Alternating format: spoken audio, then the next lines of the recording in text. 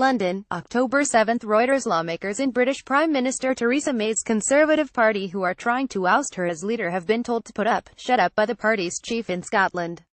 Others in the party warned that the uncertainty over May was damaging Brexit negotiations with the European Union. May on Friday said she would remain as leader after a former Conservative chairman said he had garnered the support of 30 lawmakers who wanted her to quit. It followed a disastrous speech at the party's conference and a snap election in June in which May lost her party's majority in Parliament.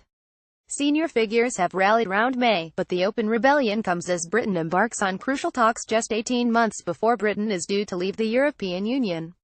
One newspaper reported on Saturday EU negotiators were stepping up talks with the opposition Labour Party amid concerns the government will collapse.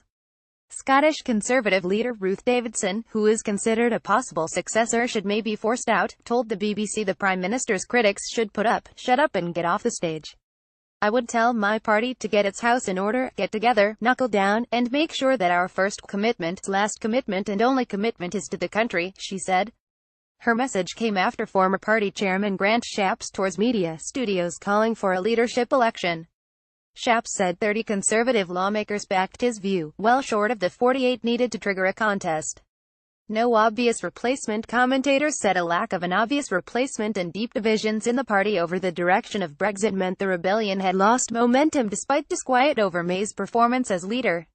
One Conservative lawmaker, Nigel Evans, said the botched plot appeared to have fizzled out within 24 hours but said it would play into the hands of EU's chief Brexit negotiator Michel Barnier and EU Commission head Jean-Claude Juncker. The sniping from people like Grant Shapps is going to be used by people like Michel Barnier and Juncker to say there's divisions within the government, maybe we can offer them a worse deal or drag things out, Evans told BBC TV.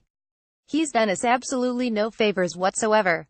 The Daily Telegraph reported EU negotiators had increased private talks with Labour leader Jeremy Corbyn and the party's Brexit spokesman as they feared May's government would fall before the divorce deal was agreed ahead of Britain's exit in March 2019.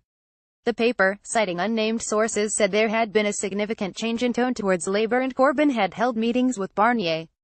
In a sign of the challenges facing May over Brexit, the Financial Times reported on Saturday that Germany and France had dashed hopes of fast-tracking talks a two-year transition deal after Brexit in 2019, and instead wanted details of the divorce settlement resolved first.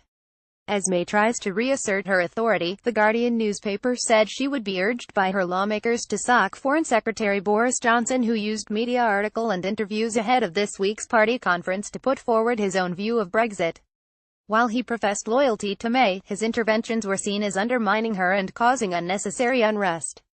"There's a general feeling that there's support for her there, but I do think she needs to do a major reshuffle, and if she doesn't act to sack Boris and to bring some new people on board, she has a problem," one unnamed Conservative lawmaker told the paper.